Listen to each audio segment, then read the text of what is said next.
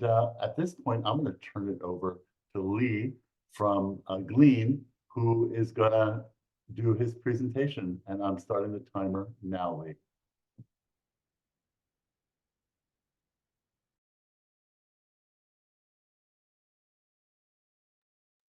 There we go. I was trying to unmute myself there. That wasn't going very well. Right, thank you for the introduction, David. If you have not come across Glean before, I'm going to give you a quick introduction, but I'm just going to show you it. That's the main plan for this.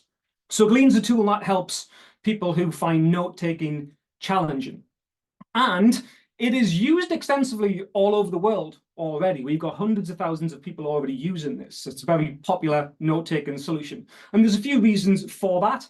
The first is that Glean is highly accessible. And I don't just mean in terms of it working with screen readers. It does, but I mean in the wider sense that it does not matter what device you're on or where you need to take notes, you can use Glean because it works on anything, Windows, Mac, Chromebooks, Android, iOS. It works when you're in person in class or if you're on a Zoom call like you are now. It's also built to be reliable because one of the problems with web applications is that if you can't get online, often you can't use them. And although Glean is a web application, you don't have that issue because it works fully when you are offline, which is really important when you're in class and can't get that internet connection. And last but not least, it's designed with enough features that you need, but with usability in mind. You do not need to spend hours figuring out how this tool works. You can pick it up and use it in a very, very short period of time. And the even better stuff is that it works. It does genuinely work. Like I said, we've got hundreds of thousands of people using this all over. And we asked them, how does this affect you in your studies? We've just released the latest white paper on the results. But the headlines from our latest survey is that students are more confident in their studies using this tool. 85% of them told us this. 91% of them said that they were better equipped to manage overload in class by using Glean. And most importantly, 84% say they actually get better results off using this. They get better grades, which is the ultimate validation for us that this thing does actually work. So that's a quick introduction, and I want to show you it so you can see Glean in action. And because it is simple and intuitive, I can show you the core functions in 10 minutes. So that's what I'm going to jump onto now. We're going to start off by doing this on a laptop. I'm also going to show you what this looks like on my mobile device, but we'll start off here. Now, if you were a student about to attend a class and you wanted to take notes using Glean, this is what you would do. You would go in and create a new event to start off with, and then give it a name. So we're going to pretend we are going to be students in a lecture all about time travel. Now, the first thing that you can do with Glean is to capture everything from class. Mainly, that's going to be the person talking to you, but that could also be presentation slides as well. And Glean allows you to capture both of those things. So if you did have some slides you wanted to capture, you can import those slides before the class starts. These slides can be in PDF or PowerPoint format, whichever you've got them in.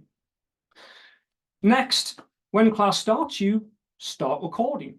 So all you need to do is click the record button, and then you decide where you need to capture the audio from. Because if you're in person with the person doing the talking, you can record from your microphone. But if you're on a Zoom call or a Teams call or watching a video, listening to a podcast, studying remotely, then you can choose one of the screen audio options instead. So this is what allows you to use it in any environment.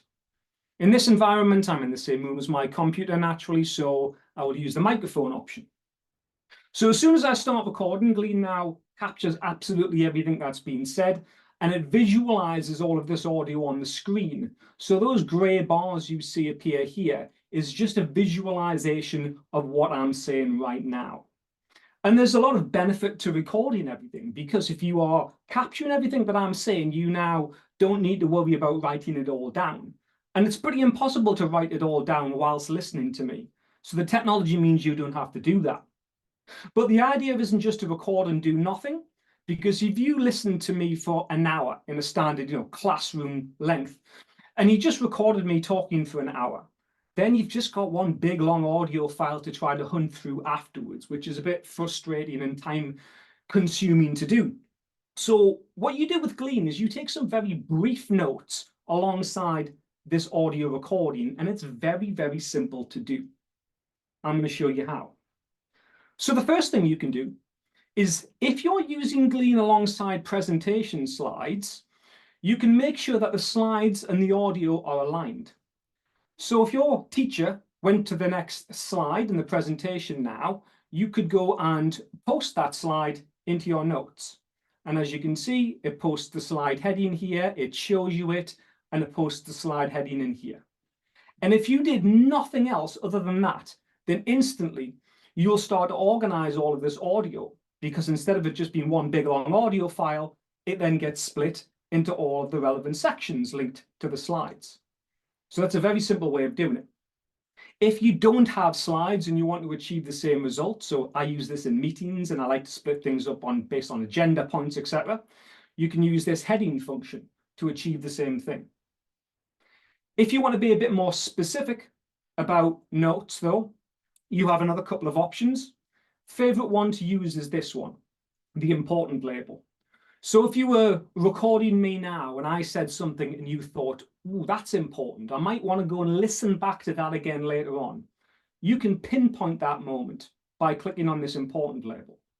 So when I go and click on this now, you can see that it adds it as a note here, timestamps it, and links it to the exact moment in the audio file. Last but not least, you can just use text.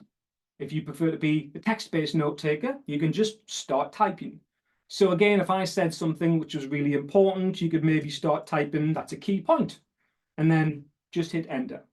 There's no specific way you have to do this. These are all just different tools you've got for trying to organize and make sense of the audio recording. And the key is that this is simple. It does not require a lot of your time and attention, because you want your time and attention to be on listening and trying to take in what the person's saying. And it's as simple as that.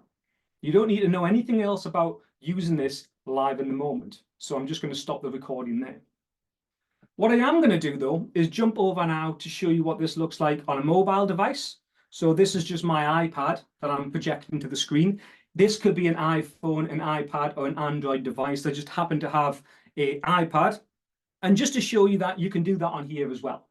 So if you're doing it on a mobile device, it works in exactly the same way. You can bring slides in, you can add these heading labels, important labels, text notes, just as before. But you do actually have two additional functions when you're doing it on a mobile device. The first additional function is the ability to take pictures, because I've got a camera, which is great if you want to grab a picture of a slide or maybe something that's written on a whiteboard. Now, I'm just going to take a picture of a leaflet I've got in front of me. It's a bit dark in my room, so it might not be the best picture. It's getting a little bit later on in the UK now, where I am. We can use that photo and drop that photo in. So it's just a different note type you can capture. And we've also got another function in here, because although you have these labels and text notes and pictures, some people want to be able to take handwritten notes that are linked to their audio files as well. And that's what Scribble now allows you to do. So if I want to add a scribble into this, I can tap on the scribble icon. This will bring up effectively a canvas, a blank canvas for me to now draw on. So I think this would be particularly useful for anyone doing STEM type subjects where you might want to capture an equation, for example. It has a pen, a highlighter, you've got different colors you can choose from, different line thicknesses. I am not going to try and be clever with drawing because I'm not a particularly good artist, so I'm just showing you the functions we've got here. So there are the pens, different colors, you've got highlighting tools, you've even got the ability to add shapes in here as well. So you could do more mechanical type drawings if you want. And you can also post them to your notes feed alongside your audio recording. So a few extra functions you've got available when you're doing this on the mobile device. Now, whichever way you do this, it will allow you to capture everything and start to make sense of it. And then you can go back to it in your own time and flesh things out at your own pace. So if I just bring in a little demo file now to do this with, this is what a set of notes might look like when you come out of class. And now I don't just have one big long audio file that I have to mindlessly hunt through to find what I need. I can go to the info I want straight away and play it back. And when you're playing it back, you have a couple of options, because you can either just play the audio, or what you can do is toggle into our transcript mode as well, because you can just listen, or you can listen and have the transcript. And what we find is that most people tend to play back in this transcript view, but it's entirely up to you. You can toggle between the two of them.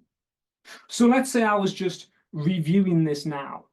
I would naturally want to go and play something back. And the easiest way to do that is to hover over that little annotation that you made and click the play button. So obviously here, I made a note about an assignment. That's important information. So I don't need to hunt for that. I can go straight to it, hit the play button, and it will play it back from here. For your first assignment on this course, you'll be asked to analyse the extent to which sci-fi movies obey the scientific rules of time travel. Now, of course, because you're doing this in your own time after class, you can then take as long as you need to then go and convert this into a proper note. So you might go in here now and then say, do sci-fi movies, etc., etc. So you're still doing the note taking, but we're just helping you along this process. Now, the other way of you finding information in here is by using the transcript to search through your audio recording, because that's what it allows you to do. Because sometimes you'll come back to your notes and you'll know there's some info in here, but you're not quite sure where it is. So I know, for example, that there is a section that was talked about on the International Space Station in this file. But if I don't know where it is, I can just hunt for it. Because if I press Command and F, it brings up a search tool, and then I can just hunt. So show me any reference for space station. And it's then going to go and find any reference to that in the transcript. And then that allows me to go, right, well, that's the bit of info I want to listen back to. So I can go straight to there and hit the play button and play back from there. And you can also, if you want, grab snippets of this transcript and post them into your notes feed. So you can grab what someone said and put it into there as well. So it's nice and simple to do. It just allows you to find the information you need. Now, just to finish this off, once you've completed this process, you will have turned that simple audio recording into a fully fledged set of notes that looks a little bit like this here.